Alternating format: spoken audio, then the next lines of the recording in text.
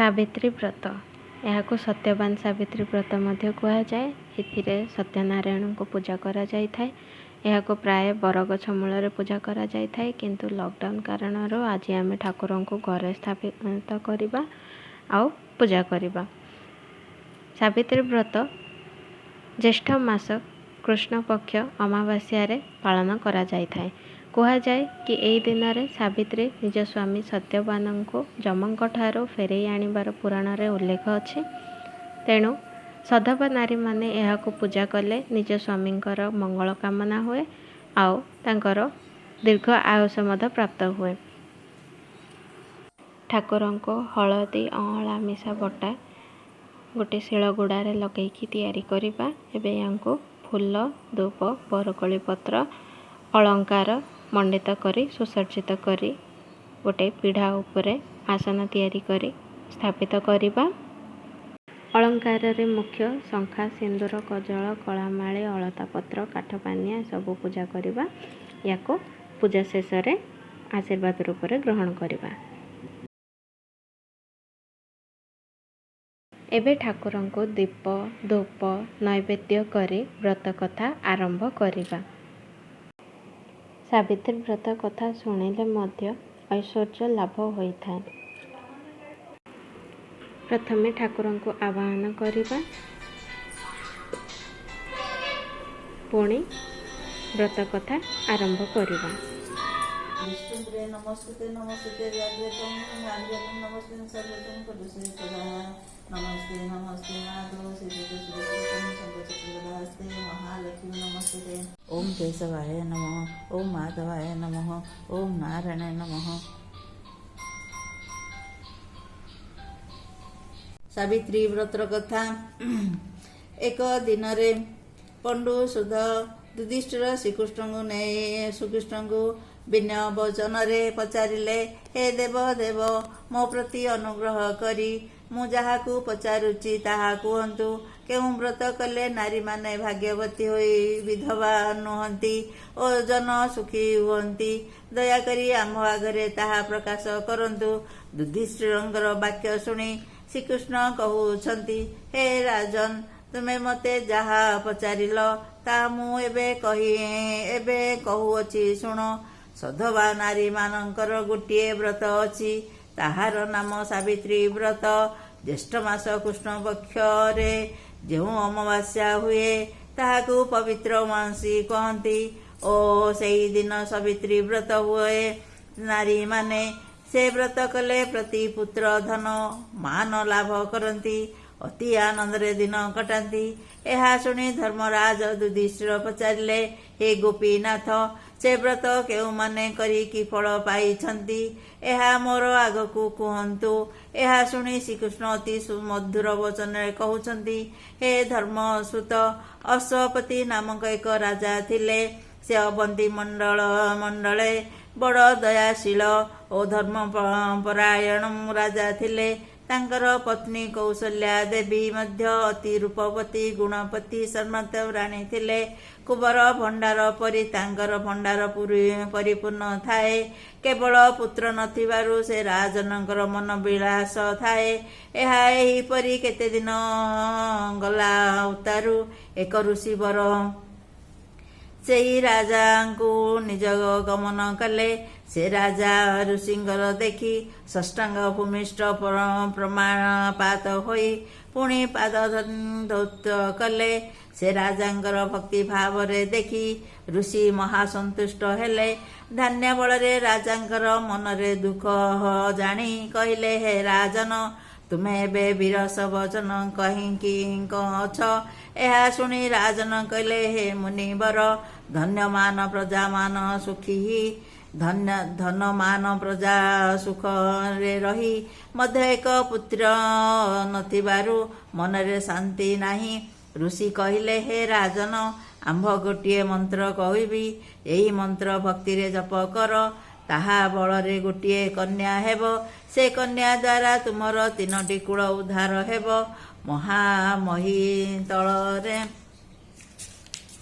महीतल रे तुम्भर जस रहिब। ତୁମର ଏହି କଥା କର। ମୁନିବର ରାଜାଙ୍କୁ ମନ୍ତ୍ର ଶିଖାଇ ଚାଲିଗଲେ। ସେହିଦିନ ଠାରୁ ଅଶ୍ୱପତି ରାଜା ନିୟମ ମନ୍ତ୍ର ଜପ କରନ୍ତି। କେତେ ଦିନ ଉତ୍ତାରୁ ସେହି ମନ୍ତ୍ରର ଜପ ଭାବରେ ଏକ ଦୁହିତା ଶୁଭ ଲଗ୍ନରେ ଜନ୍ମ ହେଲା। ସେହି ଦୁହିତା ସାବିତ୍ରୀ ମନ୍ତ୍ର ପ୍ରଭାତରେ ଜନ୍ମିତ ବାର ସାବିତ୍ରୀ ବୋଲି ନାମ ଦେଲେ। ଚନ୍ଦ୍ର ପକ୍ଷରେ ଚନ୍ଦ୍ର ବୁଧିତ ପରି ମାତା ପିତାଙ୍କର ଆଦର ସାବିତ୍ରୀ ବଢ଼ନ୍ତି। ଏହିପରି ବାଲ୍ୟକାଳରେ ଯେଉଁ ଯୌବନ ସମୟରେ ଆସିଲା, ସାବିତ୍ରୀ ସଙ୍ଗରେ ପଚାରିଲା, ଧରି ଋଷିଙ୍କ ଆଶ୍ରମକୁ ଯାଉଛନ୍ତି, ଋଷିମାନଙ୍କ ସେବା କରନ୍ତି। ଋଷିମାନେ ସାବିତ୍ରୀଙ୍କର ସେବା ଦେଖି କଲ୍ୟାଣ କରନ୍ତି। ସାବିତ୍ରୀ ସ୍ୱପ୍ନରେ ହେଲେ ପୁରୁଷଙ୍କର ମୁଖ ଦେଖି ନାହାନ୍ତି। ଦିନଙ୍କର ସଖୀମାନେ ଧରି ବନ ବିହାରକୁ କରୁଥିଲେ। ଏମନ୍ତ ବେଳରେ ଋଷିମାନେ ସେହି ଏକ ସୁନ୍ଦର ପୁରୁଷକୁ ଦେଖିଲେ। ସେ ପୁରୁଷ ଦେଖି ମୋହିତ ହୋଇ ଚକ୍ଷୁ ଫିଚାଡ଼ି ପାରିଲେ ନାହିଁ। ସାବିତ୍ରୀ ଋଷିଙ୍କି ପୁଛି କହିଲେ, ହେ ମୁନିବର, ଏ ଯୁବକ କାହାର? ସୁତ ମତେ କହନ୍ତି। ଏହା ଶୁଣି ମୁନି କହିଲେ, ଅବନ୍ତୀ ନଗରରେ ଦୁଷ୍ଟମସେନଙ୍କର ବୋଲି ଏକ ରାଜା ଥିଲେ। ତାଙ୍କର ଏହି ସୁତ ସକୁଟୁମ୍ବଙ୍କ ଧରି ଏକ ବନବାସରେ କରୁଛନ୍ତି। ତାଙ୍କର ନାମ ସତ୍ୟବାନ, ସେ ଦ୍ୱିତୀୟ ନାମରେ ଚିତ୍ରସେନ। ଏହି ସତ୍ୟବାନ ଦୁଃଶେନଙ୍କର ଏକମାତ୍ର ପୁତ୍ର। ମୁନି ମୁଖରେ ଏହା ଶୁଣି ସାବିତ୍ରୀ ମନେ ଭାବିଲେ, ଏହି ସତ୍ୟବାନଙ୍କର ପତି ରୂପରେ ବରିବି। ଏହା ଭାବି ଗୃହକୁ ସମସ୍ତେ ଚଳିଗଲେ। ସାବିତ୍ରୀ ମାତାଙ୍କର ସକଳ ବିଷୟ କହିଲେ। ରାଣୀ ସେହି କଥା ଯାକ ରାଜାଙ୍କୁ କହିଲେ। ରାଜା କହିଲେ, ଏ କାହାର ପୁତ୍ର? କିପରି ତାହାର ଦୁହିତାଙ୍କୁ ଦାନ ଦେବ? ଏହିପରି କଥାବାର୍ତ୍ତା ସମୟରେ ନାରଦ ମହାମୁନି ପ୍ରବେଶ ହେଲେ। ରାଜା ନାରଦଙ୍କର ମହାମୁନିଙ୍କୁ ଦେଖି ଯଶାମାନ୍ୟରେ ପାଦ ଧୌତ କରି ଦିବ୍ୟ ଆସନରେ ବସାଇଲେ। ଏମନ୍ତ ସମୟରେ ଏହି ସ୍ଥାନରେ ଦୁହିତା ସାବିତ୍ରୀ ଯାଇ ପ୍ରବେଶ ହେଲେ। ନାରଦ ପଚାରିଲେ, ହେ ରାଜନ, ଏ କାହାର କୁମାରୀ? ରାଜା କହିଲେ, ହେ ମୁନିବର, ବହୁ ତପରେ ଏ କୁମାରୀକି ପାଇଛି। ଏ ମୋର ଅନୂଢା କନ୍ୟା। ବନସ୍ତରେ ଏ କାହାକୁ ବର ଅଛି ବୋଲି କହିଛି। ନୃପତିଙ୍କର ବାକ୍ୟ ନାରଦ ସାବିତ୍ରୀଙ୍କି ପଚାରିଲେ, ଗୋ ସାବିତ୍ରୀ, ତୁମେ କାହାକୁ ବରି ଅଛ? ଆମକୁ ଆଗରେ କହ। ଏହା ଶୁଣି ସାବିତ୍ରୀ କହିଲେ, ଅବନ୍ତୀ ନଗରର ଏକ ରାଜା ଥିଲେ। ତାଙ୍କର ନାମ ଦୁଃଶେନ। ତାଙ୍କର ପୁତ୍ରଙ୍କର ସତ୍ୟବାନ ବା ଚିତ୍ରସେନ। ତାହେଲେ ରୂପ ଗୁଣରେ ଦେଖି ମୋହର ଶ୍ରଦ୍ଧା ବଳିଛି। ଏହା ଶୁଣି ନାରଦ କହିଲେ, ହେ ଅଶ୍ୱପତି, ଦୁଃଶେନ ଚକ୍ଷୁହୀନ ହେବାରୁ ଶତ୍ରୁମାନେ ରାଜ୍ୟକୁ କାଢ଼ିଦେଲେ। ଯତ୍କୃତାରେ ସେହି ରାଜ୍ୟରେ ସକୁଟୁମ୍ବରେ ଅରଣ୍ୟରେ ବାସ କରୁଛନ୍ତି। ସେହି ରାଜନ ସକଳ ସୂତରେ ଗୁଣରେ ଅଟନ୍ତି। ମାତ୍ର ଆମେ ବୋଲୁଅଛି, ଏ ବିବାହ ଅନୁଚିତ। ଏହି ସତ୍ୟବାନ 1 ବର୍ଷରେ ଆୟୁଷ ଅଛି। ସେଥିଯୋଗୁଁ ଆମ୍ଭେ ନ୍ୟସ୍ତି କରୁଛୁ। ତେଣୁକରି ଅନ୍ୟ ସ୍ଥାନରେ ବିବାହ ଦେବା ଉଚିତ। ଏହା ଶୁଣି ସାବିତ୍ରୀ କହିଲେ, ହେ ପିତା, ମୁଁ ତାଙ୍କ ଛଡ଼ା ଅନ୍ୟ ପୁରୁଷକୁ ବରିଲେ ମୁଁ ଅସତୀ ଦୁଚାରୁଣୀ ହେବି। ଅତ୍ୟନ୍ତ ମୋର ଭଲରେ ଯାହା ଅଛି ତାହା ହବ। ସତ୍ୟବାନ ବିନା ଅନ୍ୟ ପୁରୁଷକୁ ବରିବି ନାହିଁ। ସତ୍ୟବାନଙ୍କୁ ମୋତେ ପ୍ରଦାନ କରନ୍ତୁ। ସାବିତ୍ରୀଙ୍କ ଠାରୁ ନାରଦ ଏପରି ବଚନ ଶୁଣି ମହା ଆନନ୍ଦରେ କହିଲେ, ସାବିତ୍ରୀ, ଧନ ଧାନ୍ୟ ସତ୍ପୂର୍ଣ୍ଣ ଓ ତୋର ମନୋବାଞ୍ଛା ସଦ୍ୟ ହଉ। ତୁ ନିଶ୍ଚୟ ଭାଗ୍ୟବତୀ ହୁଅ। ଏହା କହି ମୁନିବର ନିଜ ସ୍ଥାନକୁ ଚାଲିଗଲେ। ତହିଁରୁ ଅଶ୍ୱପତି ରାଜାଙ୍କୁ ବିବାହ ଉତ୍ସବରେ ମଣ୍ଡାଇବାକୁ ଆଦେଶ ଦେଲେ। ଶୁଭ ଲଗ୍ନ ଦେଖି ସତ୍ୟବାନଙ୍କୁ ପ୍ରଦାନ କଲେ। ସତ୍ୟବାନ ସାବିତ୍ରୀ ଘେନି ପୁତ୍ର ପୁତ୍ର ସାବିତ୍ରୀଙ୍କୁ ଘେନି ପିତୃ ସମୀପରେ ଚାଲିଗଲେ। ସତ୍ୟବାନ ମାତା ପିତା ମାତାଙ୍କୁ ନମସ୍କାର କଲେ। ସାବିତ୍ରୀ ଶାଶୁ ଶ୍ୱଶୁରଙ୍କୁ ନମସ୍କାର କଲେ।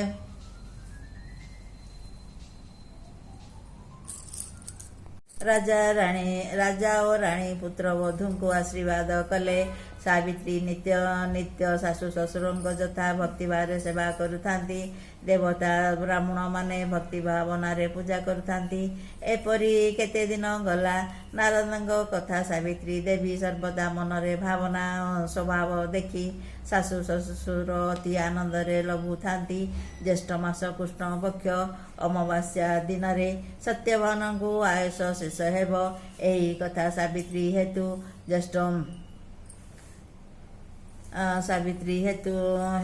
ରଖିଥାନ୍ତି।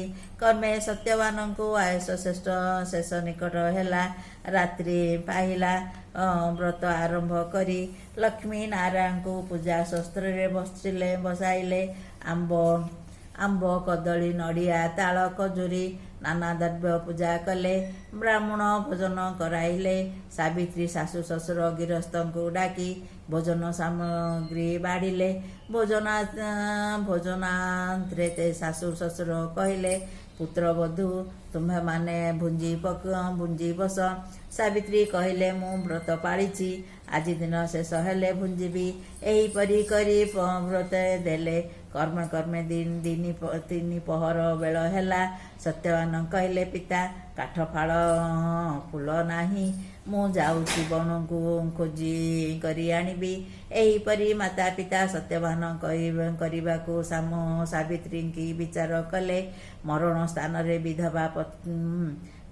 ବିଧାତା ପଥ ଗଡ଼ାଉଛି। ଏହି ସମୟରେ ସାବିତ୍ରୀ ଶାଶୁ ଶ୍ୱଶୁରଙ୍କୁ ନମସ୍କାର କରି କହିଲେ, ମୁଁ ମଧ୍ୟ ସ୍ୱାମୀଙ୍କ ସଙ୍ଗରେ ବନକୁ ଯିବି। ବନରୁ ଆସିଲା ବେଳେ ଭୁଞ୍ଜିବି। ସାବିତ୍ରୀଙ୍କର ଏପରି ଦୃଢ଼ ବଚନ ଶୁଣି ରାଜା ରାଣୀ ସତ୍ୟବାନଙ୍କୁ ଡାକିଲେ। ଆରେ ବାବୁ, ବଧୂ ତୋ ସାଙ୍ଗରେ ଯାଉଛି, ସାବଧାନରେ ଯିବୁ। ଅନ୍ଧାର ହେବା ପୂର୍ବରୁ ବାହାରି ଆସିବୁ। ସତ୍ୟବାନ ମାତା ପିତାଙ୍କ ଠାରୁ ଏପରି ଶୁଣି ସତ୍ୟବାନଙ୍କ ସହିତ ବନକୁ ଗଲେ।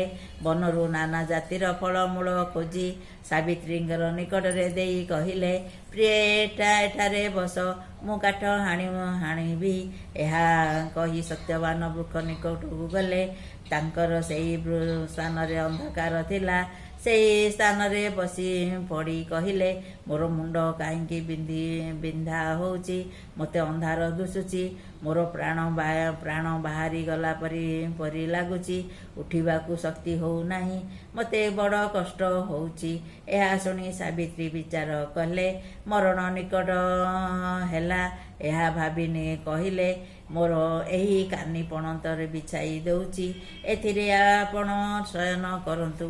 ଏହି ଖଣି ଦେହ ସୁସ୍ଥ ହେବ। ସତ୍ୟବାନ ସାବିତ୍ରୀଙ୍କି ଜାନୁରେ ମୁଣ୍ଡର ଦେଇ ସେ କାନି ପଣତରେ ଶୋଇଲେ। ସନ୍ଧ୍ୟା ପ୍ରବେଶ ହେଲା। ହେ କାନ୍ତ, ସନ୍ଧ୍ୟା ହେଲାଣି, ଉଠନ୍ତୁ। ସାବିତ୍ରୀ ଉଠାଇଲେ। ସତ୍ୟବାନ ଉଠେଇଲେ ନାହିଁ। ତହୁଁ ସାବିତ୍ରୀ ଆର ସ୍ଥିରକୁ ତହୁଁ ନ ପାରି ଉଚ୍ଚ ସ୍ୱରରେ ରୋଦନ କରିବାକୁ ଲାଗିଲେ। ଏହିପରି ସମୟରେ ଯମଦୂତମାନେ ପ୍ରବେଶ ହେଲେ। ପତିବ୍ରତା ସତୀ ଶିରୋମଣି ସାବିତ୍ରୀଙ୍କର ତେଜରେ ଯମଦୂତମାନେ କେହି ପଶିପାରିଲେ ନାହିଁ। ଫେରି ଯାଇ ଯମକୁ କହିଲେ, ହେ ଯମଦୂତ, ସତ୍ୟବାନଙ୍କର ମୃତ୍ୟୁ ହେବାକୁ ଆଣିବାକୁ ଗଲୁ, ମାତ୍ର ସତ୍ୟବାନଙ୍କର ପତ୍ନୀ ସାବିତ୍ରୀଙ୍କୁ ଦେଖି ତାଙ୍କ ପାଖରେ ପଶି ପାରିଲୁ ନାହିଁ। ଫେରି ଆସିଲୁ। ଦୂତମାନେ ଠାରୁ ଏହିପରି ଶୁଣି ଜନ୍ତୁରାଜ ନିଜେ ସାବିତ୍ରୀଙ୍କ ନିକଟକୁ ଗଲେ। ସାବିତ୍ରୀଙ୍କ ଯାନ ଉପରେ କାନ୍ଥରେ ଧରି ଅତି ଆତୁରରେ ରୋଦନ କରୁଛନ୍ତି। ସାବିତ୍ରୀଙ୍କ ବିକଳ ଦେଖି ଜନ୍ତୁରାଜ କହିଲେ, ହେ ମାତା, କାହିଁକି ରୋଦନ କରୁଛ? ରୋଦନ କର ନାହିଁ। ଜନ୍ମ ହେଲେ ମରଣ ଘଟେ। ଯେମିତି ଦିନକୁ ଆସିଥାଏ, ସେତିକି ଦିନଙ୍କର ସେତିକି ଦିନ ପୂର୍ଣ୍ଣ ହେଲେ ଚାଲିଯାଏ। ଏଥିକି କାହିଁକି ରୋଦନ କରୁଛ, ଆଉ କାନ୍ଦ ନାହିଁ? ଯମରାଜଙ୍କର ଏପରି ବଚନ ଶୁଣି ସାବିତ୍ରୀ ପଚାରୁଛନ୍ତି, ତୁମକୁ କିଏ ସେ କେଉଁଠାରୁ ଆସିଲ? ତାହା ଆପଣ କହନ୍ତୁ, ମୋତେ ସନ୍ଦେହ ଫିଟିବ। ଯମ ସାବିତ୍ରୀଙ୍କୁ ବଚନ କରି କହିଲେ, ମୁଁ ଜନ୍ତୁରାଜ ଯମରାଜ ସତ୍ୟବାନଙ୍କୁ ନେବା ପାଇଁ ଆସିଅଛି। ସତ୍ୟବାନଙ୍କର ଦେହରେ ଜୀବନରେ ଯମରାଜ ବାନ୍ଧି ଦେଇ ବାହାରିଲେଣି। ସାବିତ୍ରୀ ତାଙ୍କ ପଛେ ପଛେ ଚାଲିବାକୁ ଲାଗିଲେ। ଜନ୍ତୁରାଜ ଲୋଟି ଚାହିଁଲେ ସାବିତ୍ରୀଙ୍କ ପଛରେ ଦେଖିଲେ। କହିଲେ, ହେ ରାଜଜେମା, ତୁ କାହିଁକି କାନ୍ଦି କାନ୍ଦି ଆସୁଛୁ? ତୁ ଘରକୁ ବାହାରି ଯା। ଏହା ଶୁଣି ସାବିତ୍ରୀ କହିଲେ, ହେ ଜନ୍ତୁରାଜ, ମୋର ସ୍ୱାମୀ ଯଦି ତୁମେ ଭବନକୁ ଯାଇଛନ୍ତି, ମୁଁ ମଧ୍ୟ ତୁମ ଭବନକୁ ଯିବି। ବୃଥା ସଂସାରରେ କିଛି କାର୍ଯ୍ୟ ନାହିଁ। ଚାଲ ତୁମ ଭବନକୁ ଯିବା। ତୁମର ପରି ସତ୍ୟ ସାଙ୍ଗରେ ମୋତେ ମିଳିବ ନାହିଁ। ତୁମ ଅନୁଗ୍ରହରେ କରି ମୋତେ ତୁମ ସଙ୍ଗରେ ନିଅ। ମୋର ପ୍ରତି ବୈରାଗ ହୁଅ ନାହିଁ। ଏପରି ସାବିତ୍ରୀ ବିନ ବଚନ ଶୁଣି ଯମରାଜଙ୍କୁ ହର୍ଷଚିତ୍ତ କରିଲେ। ହେ ପତିବ୍ରତା ଶିରୋମଣି, ମୁଁ ତୁମ ପ୍ରତି ଅତ୍ୟନ୍ତ ସନ୍ତୁଷ୍ଟ।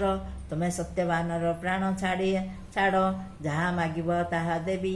ଏପରି ବଚନ ଶୁଣି ସାବିତ୍ରୀ କହିଲେ, ମୋର ଶ୍ୱଶୁରର ଅନ୍ଧ, ରାଜ୍ୟହୀନ, ତାଙ୍କୁ ଚକ୍ଷୁ ଓ ରାଜ୍ୟ ପ୍ରଦାନ କରନ୍ତୁ। ଏହା ଶୁଣି ଯମରାଜା ତଥାସ୍ତୁ କହି ଚାଲିଗଲେ। ସାବିତ୍ରୀ ତାଙ୍କ ପଛରେ ଗୋଡ଼ାଇ କହୁଛନ୍ତି। ଯମ ଚାହିଁଲେ, କହିଲେ, ଗୃହକୁ ଫେରିଯାଅ। ଏହା ଶୁଣି ସାବିତ୍ରୀ କହିଲେ, ତୁମେ ନାରାୟଣ ଅଂଶ, ତୁମକୁ ସେବା କରିବି, ମୋତେ ସାଙ୍ଗରେ ନିଅନ୍ତୁ। ଏହା ଶୁଣି ଜନ୍ତୁରାଜ କହିଲେ, ହେ ସୂତ, ଆଉ କିଛି ବର ମାଗୁଛ ମାଗ।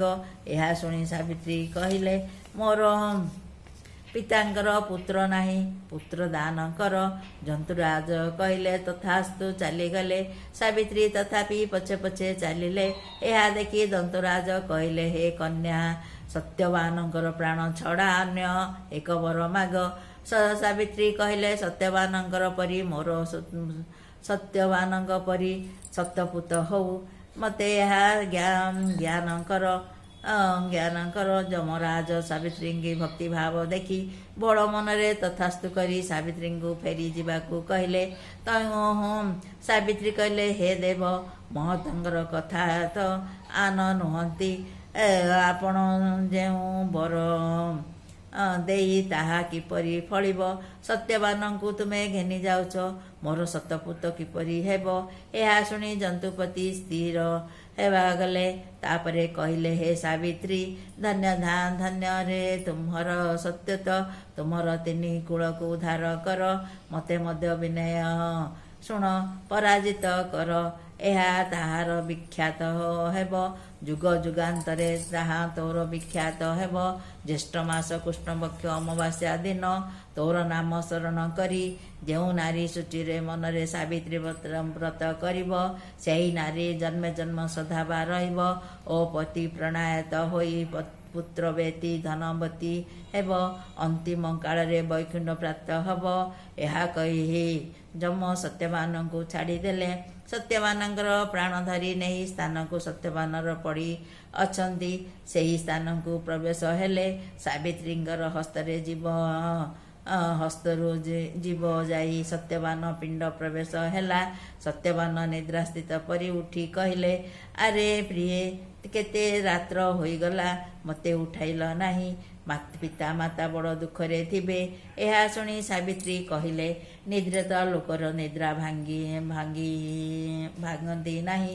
ଆଜି ରାତ୍ରରେ ଏକ ବୃକ୍ଷ ମୂଳରେ ରହିବା, ସକାଳ ହଉଣୁ ଗୃହକୁ ଯିବା। ସତ୍ୟବାନ ସାବିତ୍ରୀଙ୍କର ପରିବଚନ ଶୁଣି ରାତ୍ରଙ୍କର ସେଠାରେ ରହିଗଲେ। ସତ୍ୟବାନ କହୁଛନ୍ତି, ଆରେ ପ୍ରିୟ, ଆଜ ରାତ୍ର ମୁଁ ଗୋଟାଏ ସ୍ୱପ୍ନ ଦେଖିଲି। ଯମରାଜ ଆସି ତମକୁ ବାନ୍ଧି ନେଇ ଯାଉଥିଲେ, ତମେ ତାଙ୍କୁ ପଛରେ ପଛରେ ଗୋଡ଼େଇଲ। ବହୁତ ବିନୟରେ ତୁମ ମୋର ଜୀବନ ଆଣିଲ। ସାବିତ୍ରୀ ସାବିତ୍ରୀ କହିଲେ, ନିଶ୍ଚୟ ନିଶ୍ଚୟ ନିଶ୍ଚୟ ହୋଇଥିବ। ଏଣେ ସତ୍ୟବାନଙ୍କର ପିତାମାତା ଅତି ବ୍ୟାକୁଳ ହୋଇ ଏକ ରାତ୍ର ହେଲା ସତ୍ୟବାନ କାହିଁକି ଆସିଲା ନାହିଁ। ସଙ୍ଗେ ସଙ୍ଗେ ସଙ୍ଗରେ ବୋହୂକୁ ନେଇଛି। ବନସ୍ତରେ କି ବିପଦି ପଡ଼ିଲା। ମୋର ଚକ୍ଷୁକୃତ ଦିଶୁ ନାହିଁ। ମୁଁ କେଉଁ ଆଡ଼େ ଯିବି? ଏପରି ଭାଇ ଶୋକ କରୁଛନ୍ତି। ନିକଟରେ ଋଷିମାନେ କହିଲେ, ହେ ରାଜା, କାହିଁକି ଶୋକ କରୁଛ? ତୁମର ସକଳ ମଙ୍ଗଳ ହେବ। ଆମର ସେହିପରି ଦୃଶ୍ୟ ହେଉଛି। ଋଷିଙ୍କର ଏହିପରି ବଚନ ଶୁଣି ସମସ୍ତେ ସ୍ଥିର ହେଲେ। ପରଦିନ ସତ୍ୟବାନ ସାବିତ୍ରୀ ଗୃହକୁ ଆଣିଲେ। ମୁନିମାନେ ପିତା ମାତାଙ୍କୁ ଦେଖି ଆନନ୍ଦରେ ପଚାରିଲେ, କାଲି ରାତ୍ରିରେ କେଉଁଠାରେ ଥିଲ? ତହୁଁ ସାବିତ୍ରୀ ଦେବୀ ସକଳ କଥା କହିଲେ। ସାଧୁମାନେ ଏପରି ଶୁଣି କହିଲେ, ଧନ୍ୟ ଧନ୍ୟ ରାଜଜେମା, ତୋର ପିତାମାତା ଧନ୍ୟ। ମାତୃପତି ଜିଲୁ ଅପୃତ୍ୟକୁ ପିତାକୁ କୋଳରେ ରକ୍ଷା କଲ। ଶ୍ୱଶୁରଙ୍କ ରାଜ୍ୟ ଚକ୍ଷୁ ଦାନ କଲ। ଯେଉଁମାନେ ଶୁଦ୍ଧ ମନର ଏହି ବ୍ରତ କରନ୍ତି, ଏହାର ମନରେ ମଙ୍ଗଳ ହେବ। ଏପରି କେତେ ଦିନ ଗଲା। ଜ୍ୟେଷ୍ଠ ଉତ୍ତାରୁ ଜ୍ୟେଷ୍ଠ ମାସ କୃଷ୍ଣପକ୍ଷ ଅମାବାସ୍ୟା ପ୍ରବେଶ ହେଲା। ସାବିତ୍ରୀ ଲକ୍ଷ୍ମୀ ନାରାୟଣ ବ୍ରତ କଲେ। ପ୍ରାତଃକାଳୁ ଉଠି ସ୍ନାନ କଲେ। ପାଟପତନି ପିନ୍ଧିଲେ। ଘର ଲିପା ପୋଛା କଲେ। ମୁଗ ବତାରିଲେ। ତାଳ, ନଡ଼ିଆ, ଖଜୁରୀ କୋଳି, ପଣସ, ଆମ୍ବ, ଆଖୁ, କଦଳୀ, ଅଳତା ପତ୍ର, କଳାମାଳି, ନୂଆ ଲୁଗା ସମସ୍ତ ଆୟୋଜନ କଲେ। ଲକ୍ଷ୍ମୀ ନାରାୟଣଙ୍କୁ ସ୍ଥାପିଲେ। ଘୃତ ଦୀପରେ ସିଙ୍କୁଡ଼ିତ ଦ୍ରବ୍ୟକୁ ବାଢ଼ିଲେ। ଲକ୍ଷ୍ମୀ ନାରାୟଣ ସ୍ମରଣ କରି ନୈବେଦ୍ୟ କଲେ। ପୂଜା ଶେଷରେ ପ୍ରସାଦ ବାଣ୍ଟି ଶାଶୁ ଶ୍ୱଶୁର ଗିରସ୍ତଙ୍କୁ ଓଳିକି କଲେ। ପ୍ରସାଦରେ ଖାଇଲେ। ସେହିଦିନ ଠାରୁ ସାବିତ୍ରୀ ବ୍ରତ ବିଖ୍ୟାତ ହେଲା। ସାମ୍ରାଜ୍ୟରେ ପାଇ ସମସ୍ତେ ସୁଖରେ ରହିଲେ। ସାବିତ୍ରୀଙ୍କର ପତି ସତ୍ୟବାନ ରାଜା ହେଲେ। ସାବିତ୍ରୀଙ୍କର ସତ କୁମର ହେଲା। ଅତି ସୁଖରେ ରାଜତ୍ୱ କରି ଅନ୍ତଃସ୍ୱର୍ଗପୁର ଗଲେ। ଯେଉଁ ସ୍ତ୍ରୀମାନେ ଶୁଦ୍ଧି ମନରେ ସାବିତ୍ରୀ ବ୍ରତ କରନ୍ତି, ସେଇମାନେ ଏହିପରି ଫଳ ଲାଭ କରିଥାନ୍ତି। ଏହି ସାବିତ୍ରୀ ବ୍ରତ କଥା ବିତ ହେଲେ ଯେଉଁ ନାରୀ ଶୁଣିଲେ ତାହା ସର୍ବ ସୁଖ ହେବ। ମନୋବାଞ୍ଛା ପୂର୍ଣ୍ଣ ହୋଇ ଯୁଧିଷ୍ଠିର ଦ୍ରୌପଦୀଙ୍କର ଶ୍ରୀକୃଷ୍ଣ ସାବିତ୍ରୀ ବ୍ରତ କରିଥିବାରୁ ଧର୍ମସୂତ ଯୁଧିଷ୍ଠିରଙ୍କର ଆନନ୍ଦରେ ହୋଇ ଶ୍ରୀକୃଷ୍ଣ ପ୍ରଣାମ କଲେ। ଏହି ସାବିତ୍ରୀ ବ୍ରତ ସ୍ତ୍ରୀମାନେ ଏକାନ୍ତରେ କର୍ତ୍ତବ୍ୟ। ଇତି ଶ୍ରୀ ସାବିତ୍ରୀ ବ୍ରତ କଥା ସମ୍ପୂର୍ଣ୍ଣ।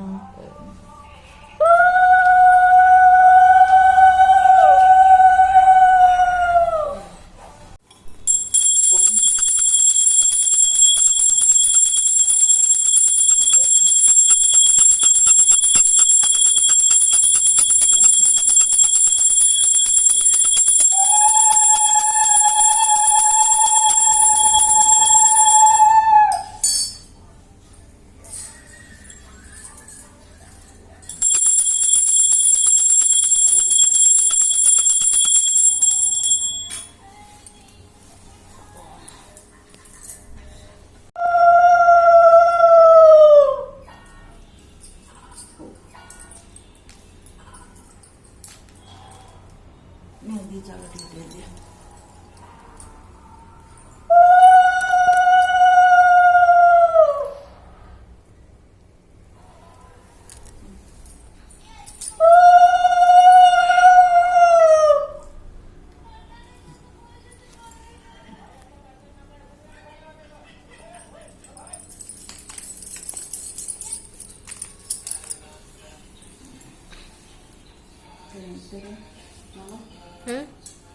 आळती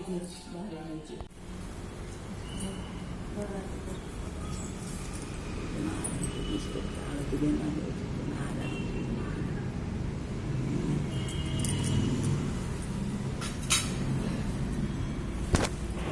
फ्रेंड्स वीडियोटी जदि भल लगे ताहले लाइक करंतु शेयर करंतु कमेंट करके कहतु और नुआ नुआ वीडियो देखापी मो चैनल को सब्सक्राइब करंतु। धन्यवाद।